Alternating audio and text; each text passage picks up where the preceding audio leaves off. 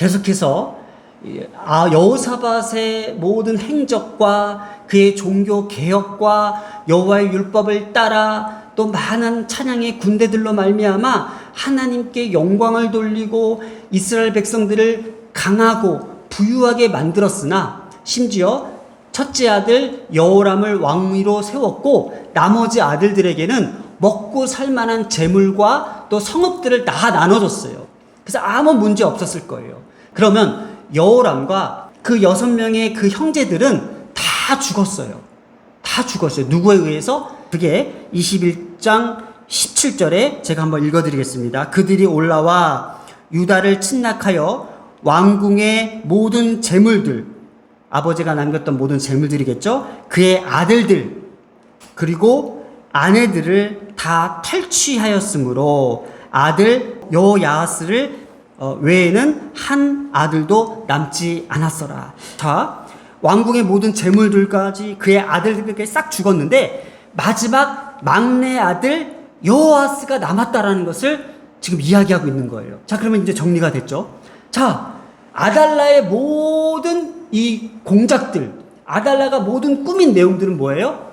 아버지 여호사밧이 죽고 난 후에 자기 남편 그 여호람을 꼬셔가지고 자기 형제들을 다 죽이게 만들고, 그리고 여호람의 그 모든 악행을 따라서 여호와께서 심판하신 게 뭐예요? 그 여호람까지도 하나님께서 탈장, 병에 걸려서 죽게 만드는 거예요. 그러니 이 아달라 입장에서는 자기 계획대로 지금 되고 있는 거예요. 형제들 죽었지, 남편 죽었지, 이제 나머지 아들들까지 죽었잖아요. 근데 희한하게도 이 아하시아 막내 아들이 살아남은 거예요. 그래서 오늘 아하시아에 대한 내용을 할 건데, 이 아하시아는요 1년밖에 통치하지 않았습니다. 왜 그랬을까요? 이유가 있겠죠? 자, 뭔가 느낌이 오죠? 어머니 아달라가 이 아들들까지 싹 다 죽이려고 합니다. 다 죽입니다. 심지어 아하시아의 아들들까지, 쉽게 말하면 손주들을 다 죽입니다.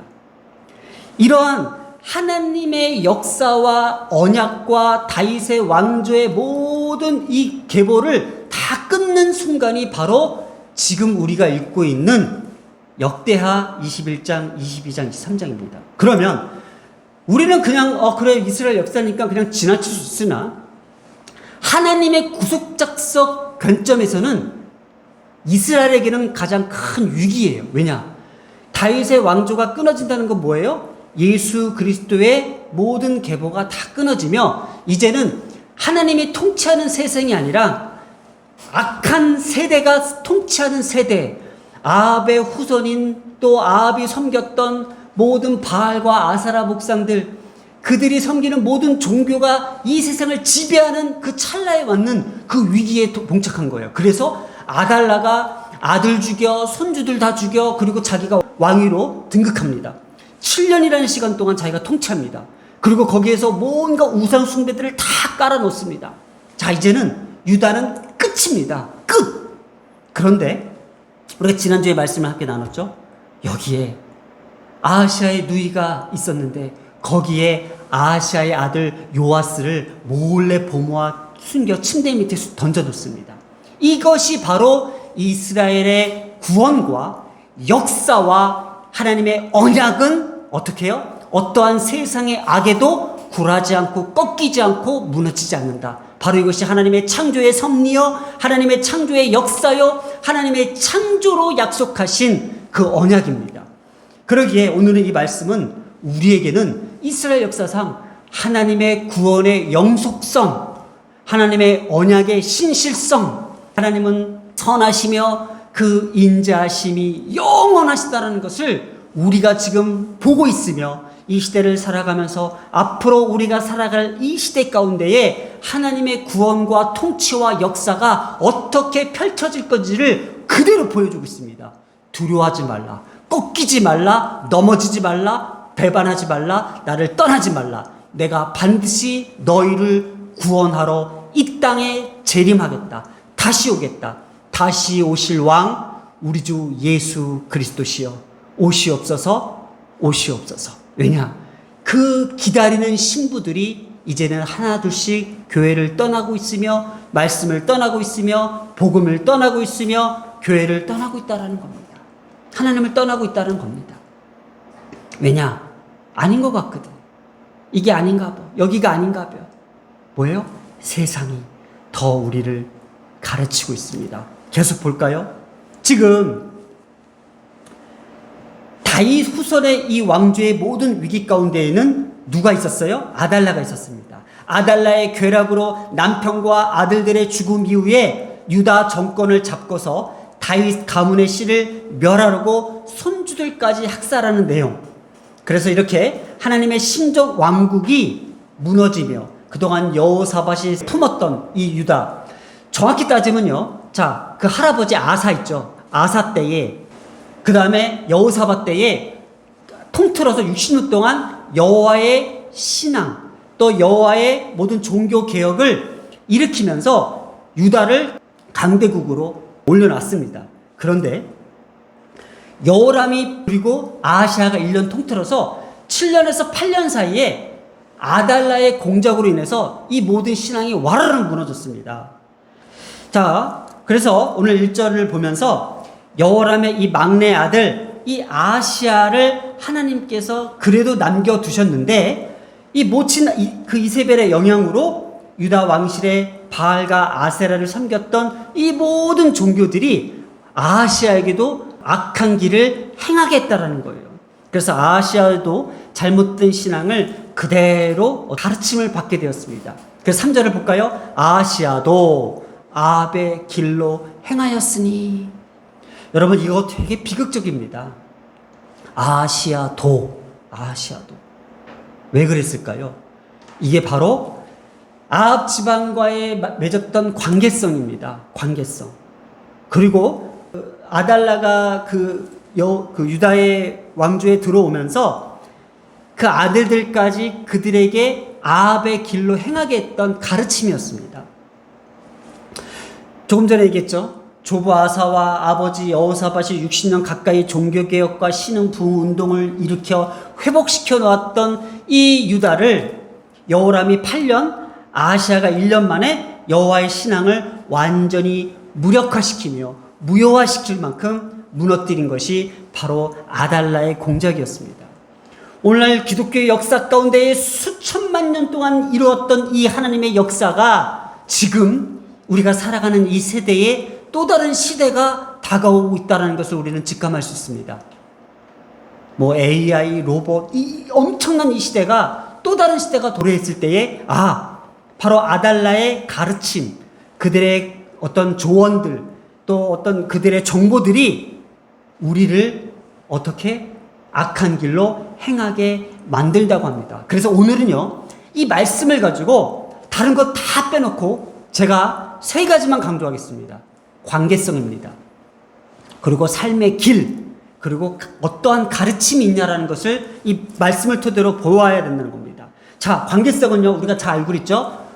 잘 먹고 잘 살고 나라를 지키기 위해서 정략 결혼했던 것, 믿지 않는 가정과 결혼했던 여호사밧의 행태였습니다. 여호사밧이 자신의 어떤 욕심과 탐심 때문에 자기 아들과 또 아달라를 정략 결혼시켰던 이 관계 때문에 지금 이렇게 유다는 무너져 내려가고 있습니다. 오늘 우리는 누구와 관계를 하고 있습니까? 어떤 사람과 만나고 있습니까? 어떤 사람과 그 길을 같이 하고 있습니까? 바로 그 관계 때문에 하나님의 나라가 위태롭다라는 것을 알고 있어야 됩니다. 자, 2번째 삶의 길인데요. 이 길은요, 아합의 길이라고 성경에 계속 반복적으로 같이 얘기하고 있는 게 뭐예요? 아합의 집과 같이 아합의 길로 행하였으니. 바로 이겁니다. 우리가 가는 이 모든 길은요, 예수 그리스도의 길입니다. 십자가의 길, 복음의 길, 하나님께서 가셨던 그 길을 우리가 가야 되는데 세상은요, 다른 길을 가르쳐주고 있다는 것을 여러분들은 알고 있어야 됩니다. 우리 자녀들 잘 들으셔야 됩니다. 내가 지금 가는 이 길이 누가 나를 가르치고 있는지, 누가 나를 조종하고 있는지를 알아야 되는데, 여기에 아합의 집에 속으로 따라해 볼까요? 가르침을 따라. 여러분, 이 가르침이요, 원형 야아츠입니다. 야아츠가 뭐냐면요, 본래 상담을 해주거나 조언을 해주는 것을 나타내는 동사인데요. 이게 영어 성경에는 이렇게 얘기했어요. KJV나 NASB에는 카운셀러라고 의미를 번역했더라고요. 맞아요. 근데 왜 카운셀러로 이 의미를 번역했을까? 이걸 직역하면요, 그들이 그를 파멸로 이끈 상담가들이었기 때문이다 라고 합니다. 상담가들이었기 때문이다. 이거 의미가 좀 안 닿았는데? 자, 이렇게 해볼까요? 모친 아달라가 아들에게 카운셀러 해준 거예요. 조언을 해준 거예요. 어떻게 조언을 해줬냐면은, 남유다의 유익을 빌미로 우리가 남유다가 앞으로 더 잘 살기 위해서는 북이스라엘과 유대 관계를 맺어야 돼. 그래서 더 이 유대 관계를 공고히 하는 것이 아람의 침공으로부터 우리 자국을 보호할 수 있는 유일한 방편이야 라고 조언을 해줬다라는 거예요. 그래서 실질적으로 아버지 할아버지 때죠, 여호사밧과 아합왕이 서로 연합하여 길르알 라못에서 어떻게 해요? 아람을 공격하려고 했죠. 이 아하시아도요, 지금 아합의 그 손주죠, 아합의 아들이죠, 여호람과 지금 손을 잡고 길르알 라못에 모였습니다. 그게 오늘 본문이에요, 여러분.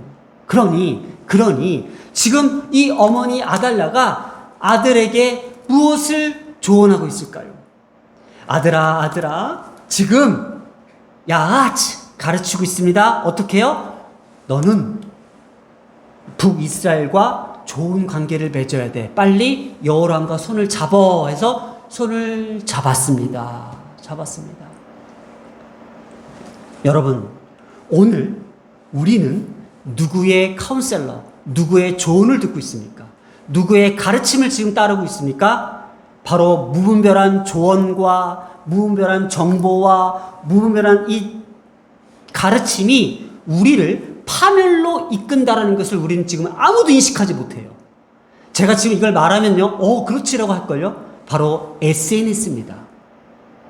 SNS에서 뭐 인스타나 이런 데서 우리의 자녀들을 파멸로 이끄는 걸로 지금 카운셀링을 해줍니다. 발음이 안 되네. 그냥 조언해주고 있습니다. 상담을 해주고 있습니다. 너희들 이거 해봐. 이렇게 가봐. 이 길로 가봐. 이 길이 너희를 성공으로 이끌 거야. 라고.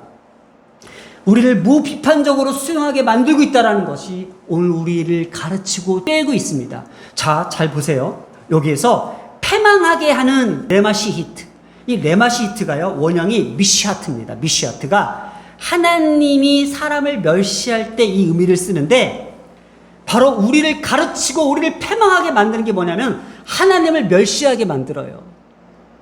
오늘 우리들이 보고 있는 모든 영화들을 보면요, 하나님의 창조의 세계들을 멸시합니다. 하나님의 창조의 세계를 거부하게 만듭니다. 하나님께서 이 세상을 창조하시고 다스리시고 정복하신 것을 믿지 못하게 만듭니다. 하나님의 창조의 모든 섭리들을 다 틀어버립니다. 이걸 뭐예요? 하나님을 멸시하게 만드는 겁니다. 그러니까 하나님께서 미시히트, 나도 너희들을 멸시하겠다.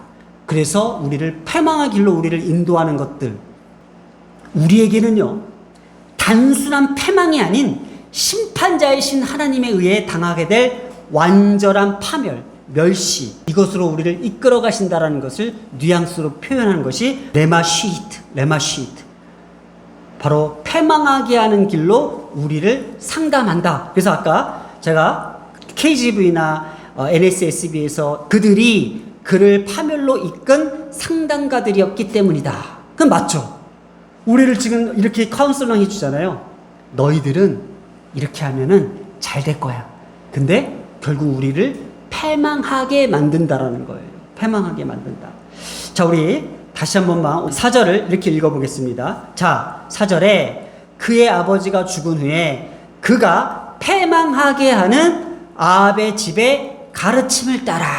여기도 또 가르침을 따라 나오죠. 자, 오늘 우리는 누가 가르쳐주고 있습니까? 누가 나를 지금 이끌고 있습니까? 누가 나에게 조언을 하고 있습니까? 그 길이 패망하게 하는 길인지 다시 한번 생각하게 만든다는 겁니다. 오늘 메시지입니다. 잘 들어보세요.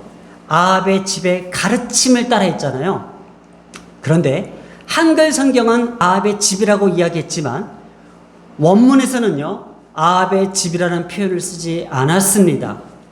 햄마라고 썼습니다. 햄마는 그들, 그냥 남성 복수형 명사, 누구인지 특별히 제시된 건 아니지만 바로 그들은 오늘도 여기에 우리를 가르치고 있습니다. 우리를 조종하고 있습니다. 우리에게 조언하고 있습니다. 바로 그의 가르침에 따라 패망하게 하는 길을 가고 있지 않는지 우리는 그것을 분별할 줄 알아야 됩니다. 세상이 돌아가는 것을 보면서 목회자의 입장에서는요, 하나 둘씩 보이며 위기감을 느끼게 됩니다. 어떡하지? 그 찰나에 하나님께서 우리에게 정신이 번쩍 들게 하는 말씀이 바로 21장, 22장, 23장 이스라엘의 역사 가운데 가장 위기의 순간을 너희들이 보라. 그리고 나의 창조의 역사와 내 구원의 역사는 절대 변한 것이 없다. 그대로 이끌어간다. 그래서 신약시대가 왔을 때에 예수 그리스도의 그 구원과 그 십자가의 사랑을 그대로 우리 가운데에 보여주셨다는 것입니다. 오늘의 그 결단 기도는요, 우리가 이 세 가지의 본문을 가지고 한번 마음을 다잡았으면 좋겠습니다. 우리는요, 누구와 관계를 지금 맺고 살아가고 있습니까?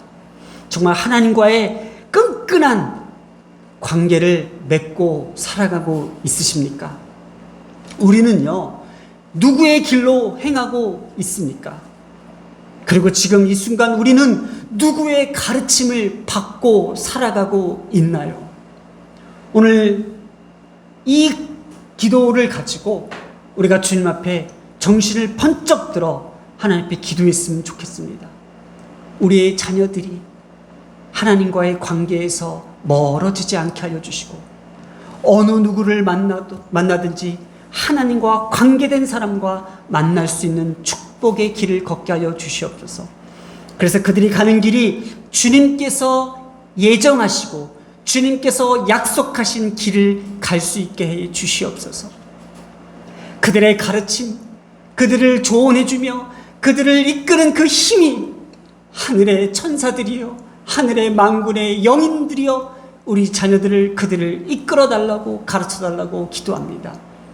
저는 심각합니다. 저는 무지 심각합니다. 이렇게 기도하지 않고서는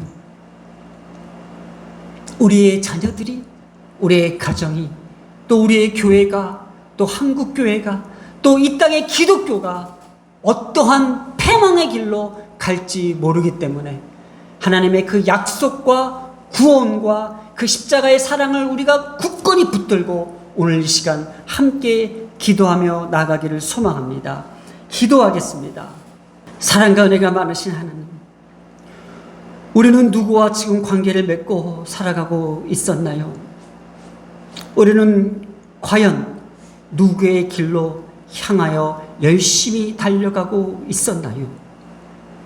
오늘도 우리를 가르치고 야치 우리를 조언하며 깨닫게 하는 그 영은 바로 누구에서부터 온 것일까요?